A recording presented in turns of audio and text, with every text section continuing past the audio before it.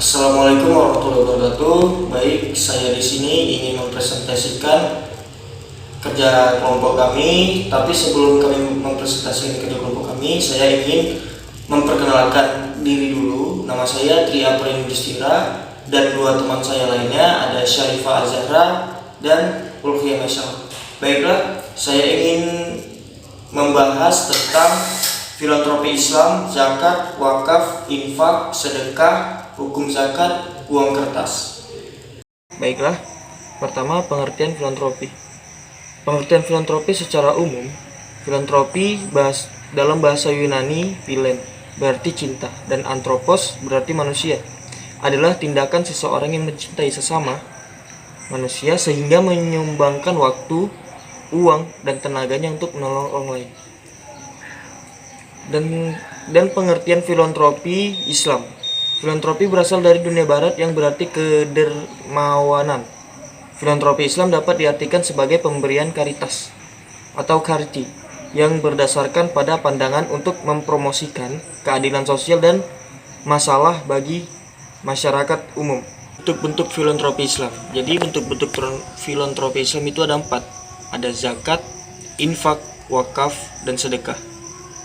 Baiklah, di sini saya akan membahas tentang pengertian zakat. Zakat menurut bahasa berarti tumbuh, berkembang, kesuburan atau bertambah, atau dapat pula diartikan membersihkan atau menyucikan.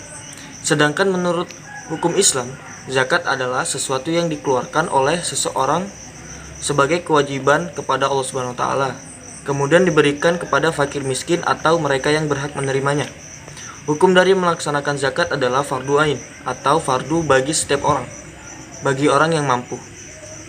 Zakat memiliki tujuan utama diantaranya sebagai solusi sebagai macam persoalan sosial, yaitu kemiskinan, pengangguran, dan lain sebagainya.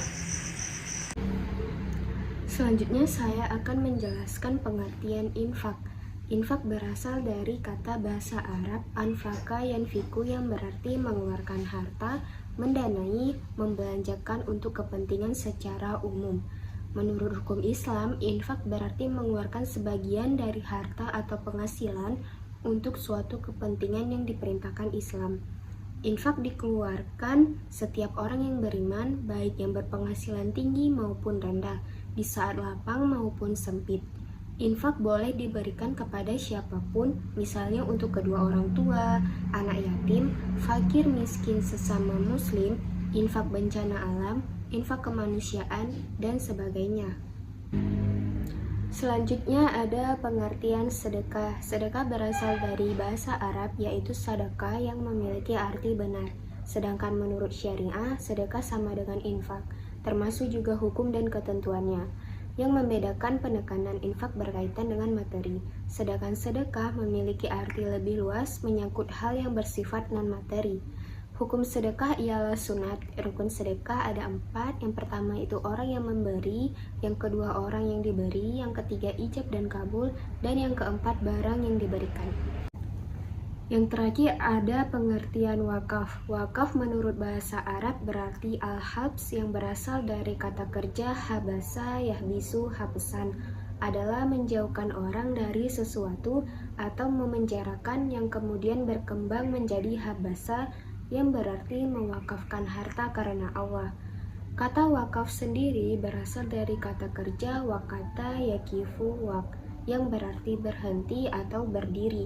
Sedangkan wakaf menurut istilah syara adalah menahan harta yang mungkin diambil manfaatnya tanpa digunakan untuk kebaikan. Wakaf adalah perbuatan hukum yang suci dan mulia, sebagai sedekah jariyah yang pahalanya terus-menerus mengalir walaupun yang memberi wakaf telah meninggal dunia. Kelembagaan filantropi. Filantropi Islam telah mengakar dalam praktik masyarakat Islam di Indonesia sejak lama. Zakat yang menjadi fokus utama dalam kajian di sini adalah suatu kegiatan keagamaan yang nilai praktiknya setua masuknya Islam di Nusantara.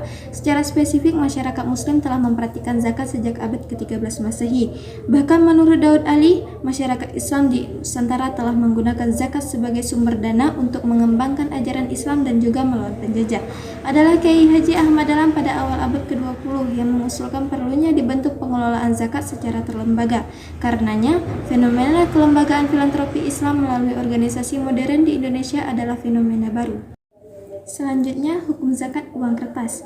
Jika kita menggunakan metode kias, dapat disimpulkan hukum uang kertas sama dengan dinar dan dirham ditinjau secara fikih, artinya segala hukum yang berlaku dalam dinar dan dirham berlaku pula bagi uang kertas. Karena itu, uang kertas bisa mengalami riba dan wajib dizakati. Sebagaimana aturan ini juga berlaku pada dinar dan dirham. Dari Konferensi Komisi Fikih Islami Rabita Alam Al-Islami nomor 6 pada 8-16 Rabiul Akhir 1402 Hijriah, Komisi Tetap Fatwa Kerajaan Saudi Arabia nomor 1881, Syekh Muhammad Shalih Al-Utsaimin dalam Majmu' Fatawa wa Rasail tahun 1703. Lalu, syarat-syarat zakat uang kertas. Harta yang dimiliki seorang muslim baik berupa emas, perak maupun mata uang kertas wajib dizakati bila memenuhi syarat berikut. Yang pertama, harta tersebut adalah harta milik pribadi dan dimiliki secara sempurna. Yang kedua, jumlahnya sudah mencapai nisab 20 dinar emas atau 85 gram emas murni atau 200 dirham 565 gram perak murni. Yang ketiga, jumlah tersebut sudah tersimpan selama 1 haul atau 1 tahun hijriah penuh. Baiklah, selanjutnya saya kembalikan ke moderator. Tadi sudah dipaparkan oleh beberapa teman saya tentang filantropi Islam. Jadi di sini saya akan menarik kesimpulan filantropi berasal dari dunia barat, yang berarti kedermawanan. Filantropi Islam dapat diartikan sebagai pemberian caritas atau charity yang berdasarkan pada pandangan untuk mempromosikan keadilan sosial dan masalah bagi masyarakat umum. Ruang lingkup mengandung arti luasnya subjek yang tercukup. Ruang lingkup filantropi yang dikenal luas mencakup kegiatan zakat, infak, sedekah, dan wakaf. Sebagai negara paling dermawan, maka tantangan masyarakat Indonesia adalah satu, memastikan dana yang mereka sumbangkan dikelola dengan amanah sampai kepada yang membutuhkan dan tidak diselewengkan oleh pihak yang tidak bertanggung jawab. Baiklah, mungkin itu saja kesimpulan dan pemaparan dari kami semua. Mungkin ada pertanyaan dari teman-teman sekalian, boleh ditanyakan di kolom komentar yang ada di bawah. Mungkin hanya sekedar yang dapat saya sampaikan, lebih dan kurang saya mohon maaf. Wabillahi taufiq wal hidayah. Wassalamualaikum warahmatullahi wabarakatuh.